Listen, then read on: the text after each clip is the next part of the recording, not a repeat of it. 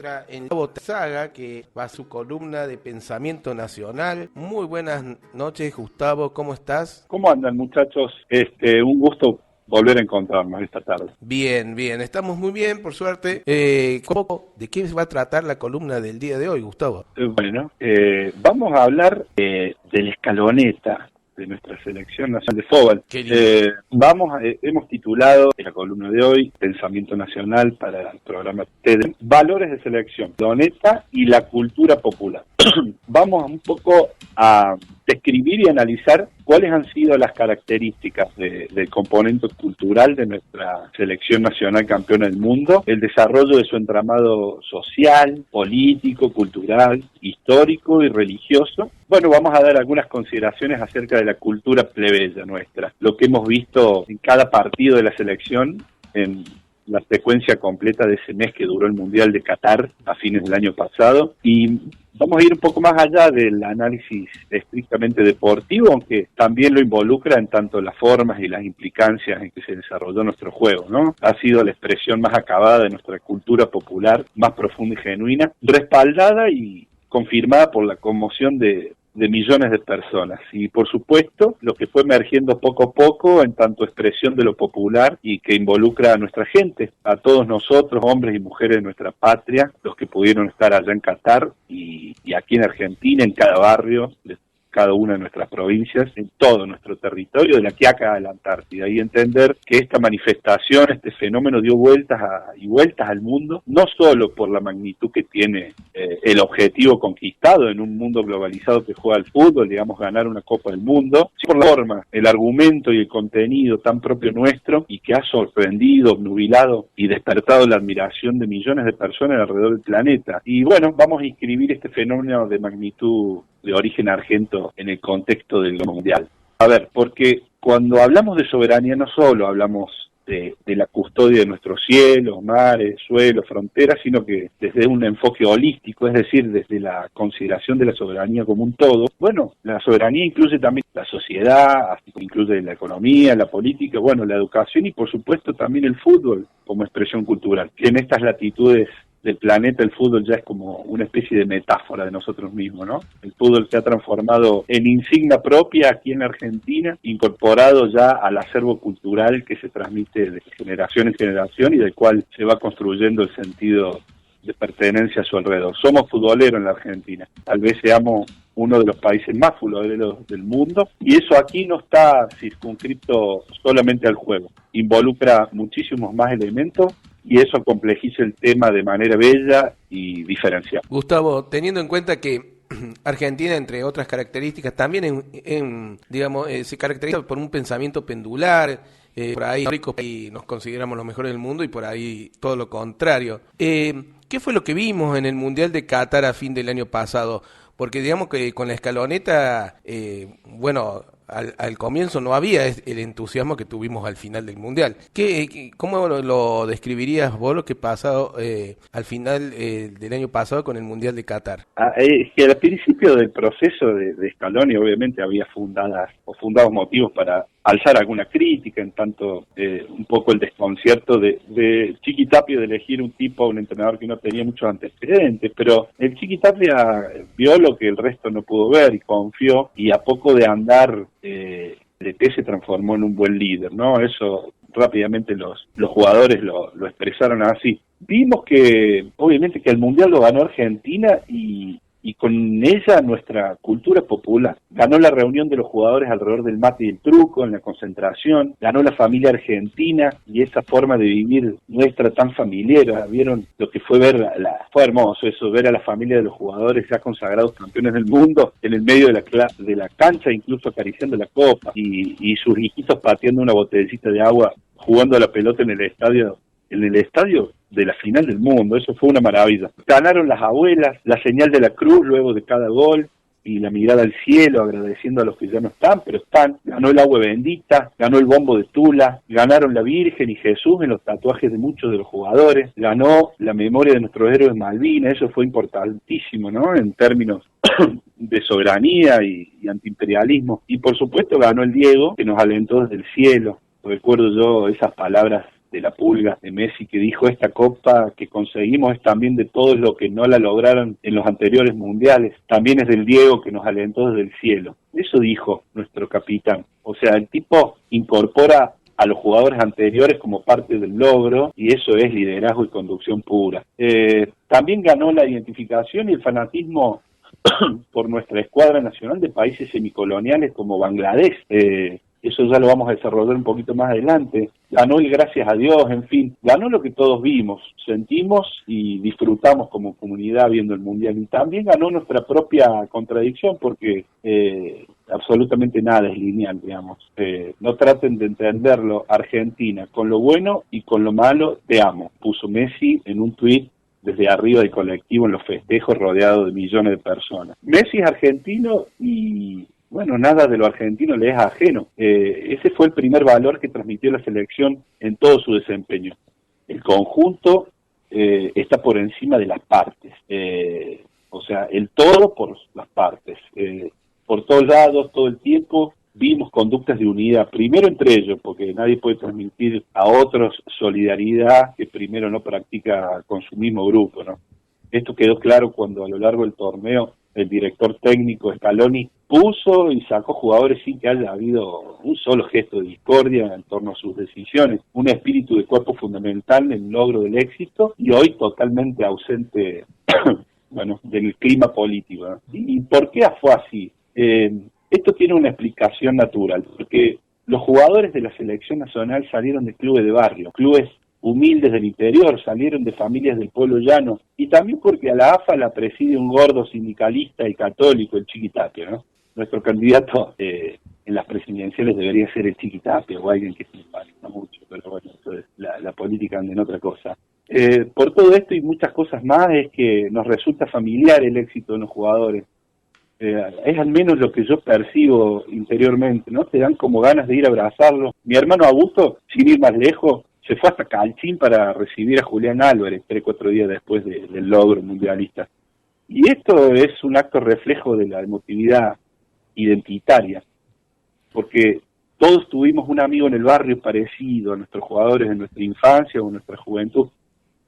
Tal vez muchos de nosotros nos parecemos a ellos porque venimos del pueblo.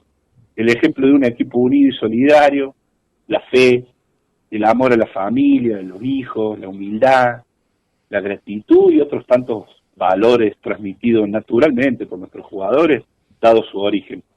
Pero veamos algunos datos más duros que explican esto que queremos decir. Los 26 jugadores campeones del mundo dieron sus primeros pasos futboleros en clubes de barrio, en organizaciones libres del pueblo. A ver, el Dibu Martínez, en General Urquiza, de Mar del Plata. Franco Armani, Club Aprendices Casilda. Jerónimo Rulli, Club Ateneo Popular de La Plata. Juan Foy, Club Victoria de La Plata también. Gonzalo Montiel, el Tala, de González Catán. Nahuel Molina, Club Náutico Fitzsimón, de Embalse, nuestro, cordobés. Germán Pesela, Club Kilómetro 5, de Bahía Blanca. Cristian El Cuti Romero, Club San Lorenzo de Córdoba, nuestro. Nicolás Otamendi, Club Barrio Nuevo, de Villa Devoto. Lisandro Martínez, Club Urquiza, de Gualeguay. Nicolás Tagliafico, Villa Calzada, Rafael Calzada. Marcos Acuña, Club Don Bosco, de Zapala. Rodrigo de Paul, Club Deportivo Belgrano, de Sarandí. Ezequiel Palacio, Junta Vecinal José Ingeniero, de José León Suárez. Guido Rodríguez, Club Cristo Rey, de Santos Lugares. Bien, ven todo el origen de nuestros jugadores. Leandro Paredes, Sociedad de Fomento a la Justina, de San Justo. Alexis McAllister, Club Parque, Buenos Aires. Enzo Fernández, La Recoba, Villalín. Tiago Almada, Club Santa Clara, Ciudadela, en fin. Estos clubes de barrio y de pueblo fueron los que primeramente contuvieron a nuestras prematuras estrellas y luego les enseñaron los valores y también el ABC del fútbol. Quiero recordar también lo siguiente: en 2016, el primer año del gobierno macrista, los clubes de barrio, como la mayoría de los argentinos, sufrieron tarifazos criminales. Algunos casos, Defensores de Banfield pasó de pagar 2.000 pesos a 25.000 pesos de gas. Nuevo Milenio de Berazategui de 5.000 a 30.000 pesos de luz. Atlético Monte Grande de 4.000 a 21.000 mangos de luz y de 650 mangos a 6.000 de gas. Digamos, a muchas instituciones le sacaron los medidores, muchas otras debieron cerrar sus puertas. La mayoría se vació de actividad y disciplina y nuestros pibes quedaron en la calle a merced de la delincuencia y las redes de los narcos.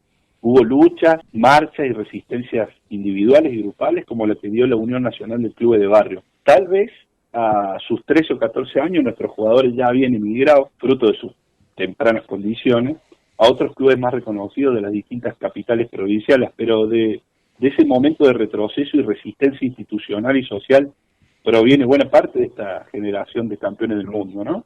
Es un dato. Y el talento innato y las condiciones naturales de cada jugador son importantes, claro, pero explican una parte mínima de la historia de cada uno de ellos. Tal vez la perseverancia propia, el amor propio, la ayuda y la fe de sus padres, su fe en Dios y las ansias por ayudar a su familia, explique gran parte del surgimiento de nuestros campeones del mundo hacia el fútbol profesional y la posterior trascendencia mundial. Vos haces un análisis del campeonato tenido por Argentina como fenómeno cultural y social, pero ¿qué pasa si entraba la pelota que por suerte sacó el Dibu Martínez y la copa se la llevaba a Francia?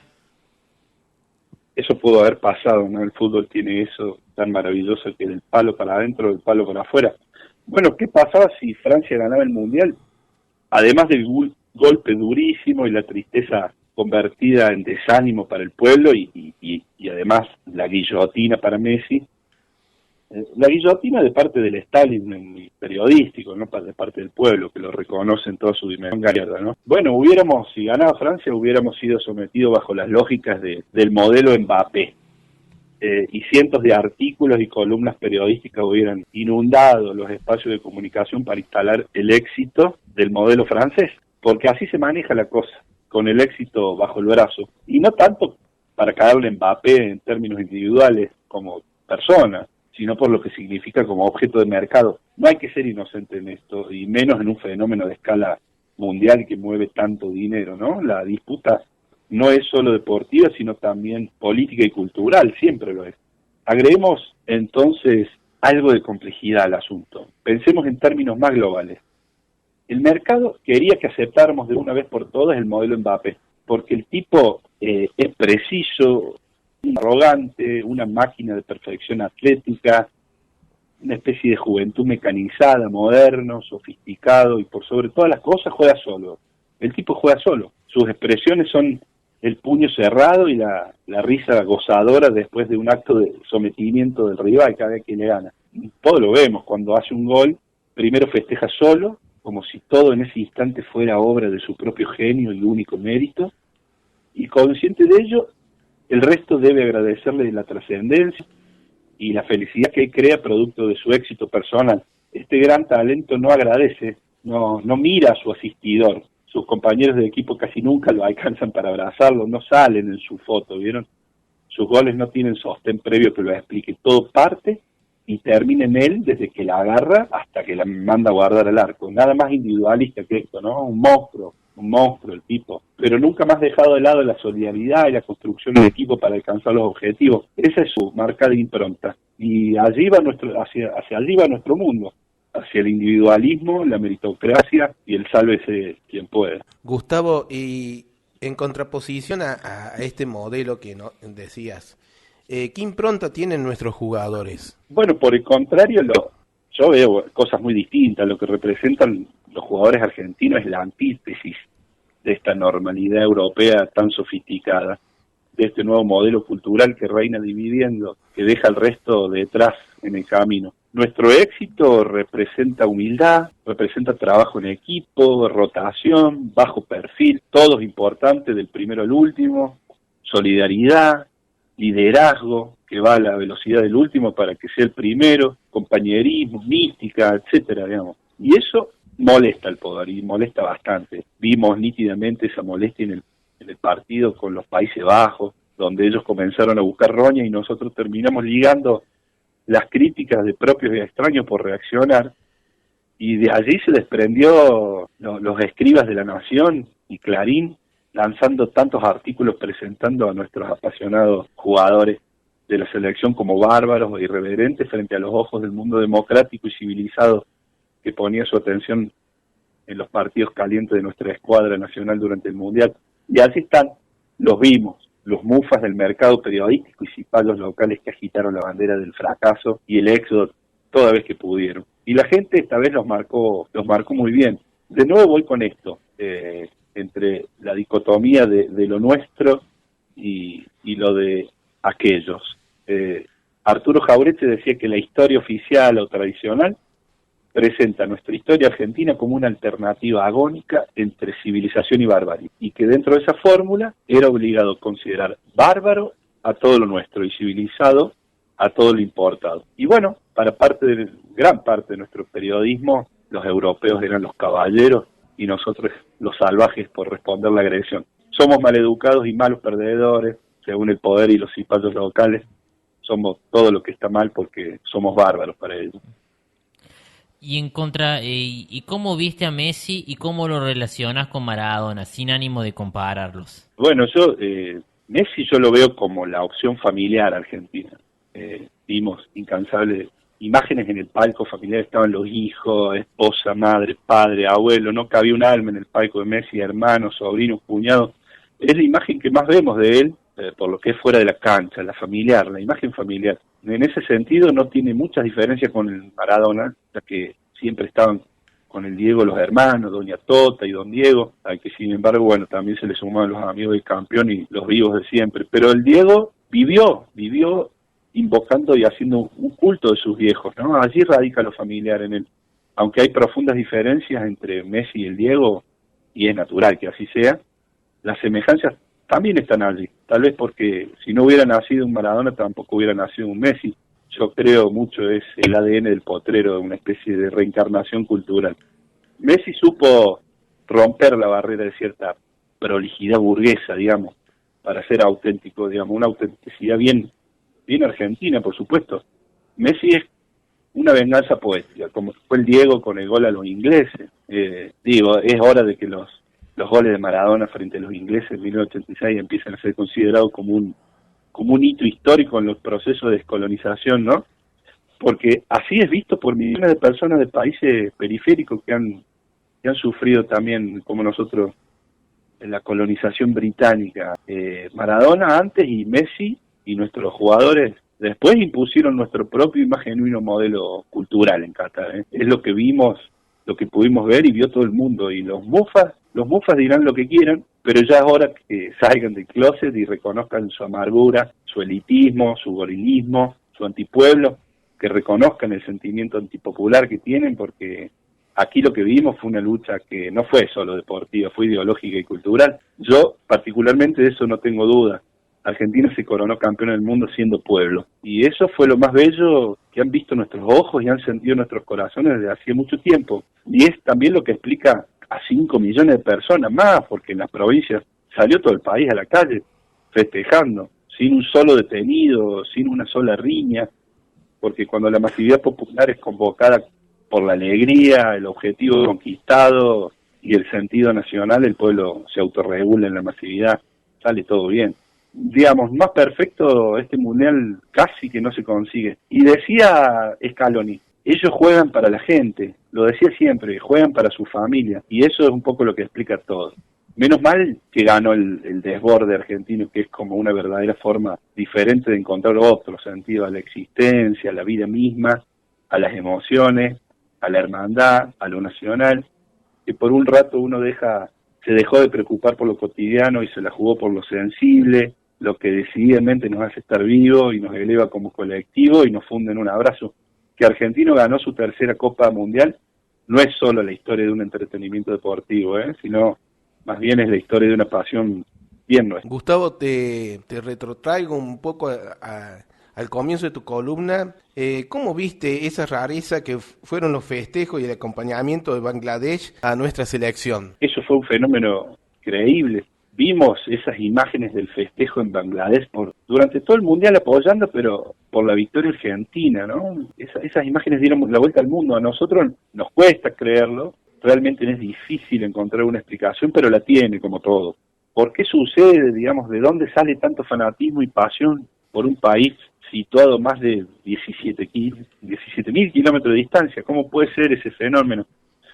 Yo repito una cosa, es hora de que los argentinos digamos, que los goles de Maradona frente a los ingleses en 1986 empiecen a ser considerados por el pensamiento nacional como un hito histórico en los procesos de descolonización.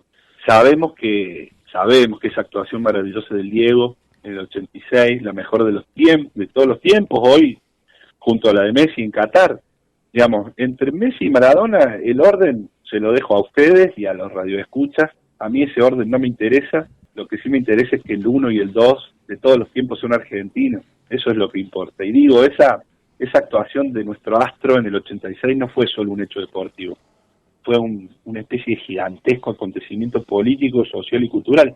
Ese día, el 22 de junio del 86, en el partido contra los ingleses, se marca uno de los nacimientos de Argentina en el mundo en esos términos, ¿no?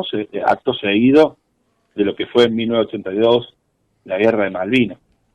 Pero me parece que hasta ese momento el país no era muy conocido en el planeta, no sé, por decir en Asia, en África, ¿no? Pero a partir de aquellas genialidades de Maradona, nuestro nombre pasó a ser parte del acervo cultural mundial.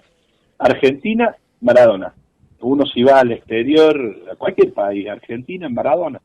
Y bueno, a partir de allí Maradona se transformó en un pasaporte en cada frontera, en una cena en cualquier restaurante del mundo, en una cama que no falta si uno tiene puesta la casaca del 10, las tierras del hombrecito que derrotó a los grandes amos coloniales, la nación del hombre que les mostró a los inventores del fútbol cómo se jugaba la pelota, el siempre marginado que un día irreverente y rebelde vence al poder, y lo hizo con el mejor gol en la historia de los mundiales y también con un gol pirata, con la mano, pero no cualquier mano, con la mano de Dios. Así como para nosotros fueron las Islas Malvinas, yo creo que millones de personas en todo el planeta, sobre todo en el mundo periférico, le otorgaron un significado local a la derrota británica de la mano del 10. Fue así, y creo que desde allí se explica por qué, digamos, se da este fenómeno. Bueno, porque históricamente fueron, por caso en Bangladesh, humillados por los amos británicos en los 2 siglos que duró la colonia por esas tierras. Los habitantes de Indoestán vieron en esa victoria argentina la redención de los oprimidos y la aparición de los silenciados en cada grito del Diego, ¿no? Y no necesitaron más para enamorarse de nuestro país que eso, los goles de Maradona. Pasa que no lo habíamos visto antes tan nítidamente como ahora en este último mundial. Pero en 1947, India y Pakistán habían obtenido su independencia, y ya para 1971, la parte oriental de Pakistán, que estaba separada del resto de la nación por territorio indio, se escindió tras una guerra y se fundó así un nuevo país, Bangladesh, el que ahora tenemos tan presente. Tal vez sea nuestra provincia más lejana, ¿no?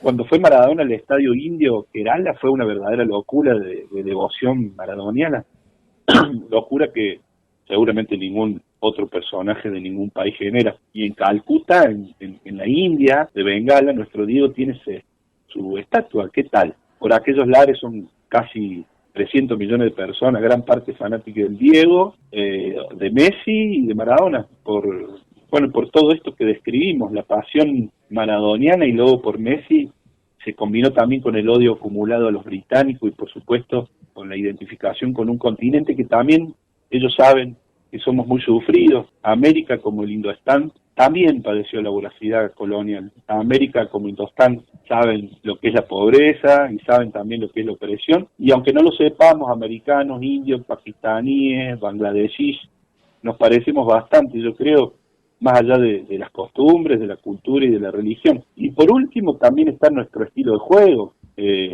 como también el de los brasileros, creo. Es mucho más cercano al modo que ellos también tienen de vivir frente al orden y la organización europea, que eso no tiene nada que ver. Sea como sea, agradecemos el amor que nos llega desde las antípodas del mundo y ya nos sentimos unidos con tremendo denominador común, el odio a los piratas ingleses. Ayer salió una noticia en varios portales informativos sobre que la Virgen de Luján luce desde ahora las 3 estrellas mundialistas en su nuevo manto. ¿Cómo explicas esto? A mí me parece una lindísima noticia que el nuevo manto celeste y blanco de la imagen de Nuestra Señora de Luján incluya en su bordado 3 estrellas doradas, bueno, como reconocimiento a la victoria obtenida por la selección argentina de fútbol en el último mundial, porque de esta manera se une el factor cristiano con la religiosidad popular, que es lo que vimos durante el Mundial. Y es impecable que así sea. Pocas cosas me parecen más parecidas a nuestro pueblo llano que esta, ¿no? Aunque nuestra progresía urbana y PQU afirme desde una minoría ruidosa que esto ya dejó de ser así, y hasta muchos políticos que piensan que la religión ya es de modé o poco cool o que atrasa, ni hablar de la fe que los hace huir como vampiros ante la cruz. Así de ajenos están al sentir popular, ¿eh? Por ejemplo, todo el mundo se conmovió al ver a Leonel Scanoli estallar en llanto después de... Lo vimos todos, ¿no? Es difícil no emocionarse también. Cuando rompió en llanto por la emoción contenida a lo largo del torneo, cuando vino Leandro Paredes a abrazarlo. Todos tenemos bien nítida esa imagen. Pero me parece que la mayoría pasó por alto el gesto inmediatamente anterior de nuestro técnico cuando pasó el terreno y se persignó. Y eso es la religiosidad que portan el cuerpo técnico, los jugadores, eso es innegable. Otra cosa, le preguntaron a Messi al final de la Copa por qué jugaba como jugaba, y el tipo respondió: al don lo recibí, Dios me hizo así. Es una maravilla la religiosidad de nuestros jugadores. Y también me recuerdo cuando Messi ganó la Copa, embargado por la emoción, recuerdan, dijo: sabía que Dios me iba a regalar esto. Bueno, es increíble, los gestos de Messi, Scaloni y Tapia, cumpliendo su promesa, entre otros, confirman que todos ellos salieron del pueblo y hacia el pueblo van. Por eso me parece la identificación total y el masivo festejo acá en Argentina, ¿no? Solo hay que ver los cientos de millones de católicos a lo largo de América Latina, solo hay que ver el nivel de religiosidad que existe en las periferias, en los barrios bajos, en nuestro pueblo llano, en nuestras mayorías populares. Y traigo aquí un párrafo de nuestro Papa Francisco acerca de la cultura de cancelación, que creo lo explica todo bastante bien. Dice Francisco: en nombre de la protección de las diversidades, se termina por borrar el sentido de cada identidad, con el riesgo de acallar las posiciones que defienden una idea respetuosa y equilibrar diferentes sensibilidades. Se está elaborando un pensamiento único, peligroso, obligando a renegar de la historia, o peor aún, a reescribirla en base a categorías contemporáneas, mientras que toda situación histórica debe interpretarse según la hermenéutica de la época y no según la hermenéutica de hoy. Eso describe bien algún problema. Sigo con la noticia que salió ayer, ayer 3. Sigo con la noticia de las 3 estrellas en el manto celeste y blanco de la Virgen, y lo leo textual. Esta decisión, la de poner 3 estrellas en el manto de la Virgen, responde a que desde la Basílica trabajamos mucho el concepto de religiosidad popular. Y este acontecimiento, el Mundial de Fútbol, generó un gran impacto en la sociedad. Luego señalaron que buscaron destacar los valores que transmitió el equipo del fútbol, como la unidad, el esfuerzo, el trabajo y la valentía, y no la coronación por sí sola. ¿Lo ven? Eso somos. Esto es lo que queremos referir cuando cotejamos nuestro espíritu y nuestros valores de campeones del mundo con el modelo francés o el modelo Mbappé, que es el modelo cultural único a nivel mundial, al menos en Occidente. Estaríamos hablando de otra cosa si Francia nos ganaba. Y con el altísimo nivel de exitismo en sangre que hay en nuestros periodistas, en los medios locales de comunicación, el esfuerzo colectivo y coraje del juego, las decisiones arriesgadas, el liderazgo sano, la solidaridad, la religiosidad de nuestros jugadores, en fin, nuestras tradiciones populares más arraigadas se hubieran llevado una derrota, Messi también, pero por suerte fue al revés y hoy estamos hablando del triunfo cultural y popular de la Escaloneta, además del Deportivo. Gustavo, ¿existe una crisis cultural en Argentina, digamos, algo que tenga que ver con la colonización pedagógica que hablamos en la columna anterior que hiciste? No, a ver, nos encuadremos de mejor manera en el tema con algo que también decía Francisco. Los conflictos locales y el desinterés por el bien común son instrumentalizados por la economía global para imponer un modelo cultural único. Esta cultura unifica al mundo, pero divide a las personas y a las naciones. Estamos más solos que nunca en este mundo masificado que hace prevalecer los intereses individuales y debilita la dimensión comunitaria de existencia. El avance de este globalismo favorece normalmente la identidad de los más fuertes, pero procura licuar las identidades de las religiones más débiles y pobres, haciéndolas más vulnerables y más dependientes. De este modo, la política se vuelve cada vez más frágil frente a los poderes económicos transnacionales que aplican el divide y reinará. Esa síntesis es impecable. A ver, si nuestra sociedad desea preservar su identidad en la etapa universal, China deberá conformar y consolidar una arraigada cultura nacional. Esto lo decía claramente nuestro general de la patria, Juan Perón. Fermín Chávez decía que las crisis argentinas son primero ontológicas, después éticas, políticas, epistemológicas y recién por último son crisis económicas. Bueno, nuestro país se encuentra hoy, todos lo vemos, en una crisis económica tremenda, es decir, que estamos en el último escalón de la crisis que implica anteriormente el estallido de todas las crisis anteriores. Existe una crisis del ser nacional, desde donde primeramente se desarrolla una cultura nacional, porque en base a esa cultura nacional que es, ni más ni menos, todo lo que emerge de nuestra tierra. Bueno, alrededor de ella se construye nuestra identidad que afirma nuestro ser nacional. Lo dijimos la vez pasada, en la columna anterior, el colonialismo cultural que emana de los centros del poder a través de sus diversos órganos de difusión, va conformando una forma de pensar la realidad de nuestro país en contraposición a sus necesidades vitales y sus necesidades reales. Y no solo eso, sino que en base a esquemas ajenos a la misma, nos vemos impedidos de arribar a soluciones profundas a nuestros problemas, digamos, soluciones nacionales que calcen con los problemas nacionales. Es así, debería ser así. Ese colonialismo hoy propone la disgregación de la comunidad, el individualismo, pretende la eliminación del lazo solidario en la comunidad y no casualmente las potencias extranjeras penetran no solo en términos económicos, que es tal vez lo más visible, lo vemos con el FMI, el ajuste, o las garantías de pago en términos de recursos naturales, territorio, en fin. Lo vemos también en las culturales, porque el debilitamiento de la cultura nacional debilita una barrera defensiva vital contra el avance, digamos. Sin cultura nacional, sin conciencia nacional, sin identidad propia, bueno, les es fácil penetrar los restantes dispositivos en lo normativo, en lo jurídico, en lo político, en lo económico y más resuelto porque encuentran poquísima resistencia. Actúan reforzando una conciencia falsa de lo que verdaderamente somos, digamos, los tipos nos dicen qué es lo que somos, y nos lleva a una manía de imitación y a una sobrevaloración de los modelos y recetas importadas de afuera, de Estados Unidos, de Europa. Y como decía Jauretche, para la pretendida inteligencia cipaya y liberal, todo lo importado es todo lo civilizado, y lo nuestro es un poco lo truchón, de baja calidad, o sea, lo bárbaro. Romper con esta última no implica cerrarse a las manifestaciones culturales extranjeras, digamos, para nada, no hay que ser necio en eso, pero sí no tomarlas en virtud de la denigración y la ruptura de las cuestiones propias. Digamos, podemos ser universales, pero primero hay que ser nacionales, digamos, es una jerarquía, una prioridad. A su vez, Fermín Chávez, gran pensador nacional, consideraba que la cultura aparece como un árbol de dos raíces.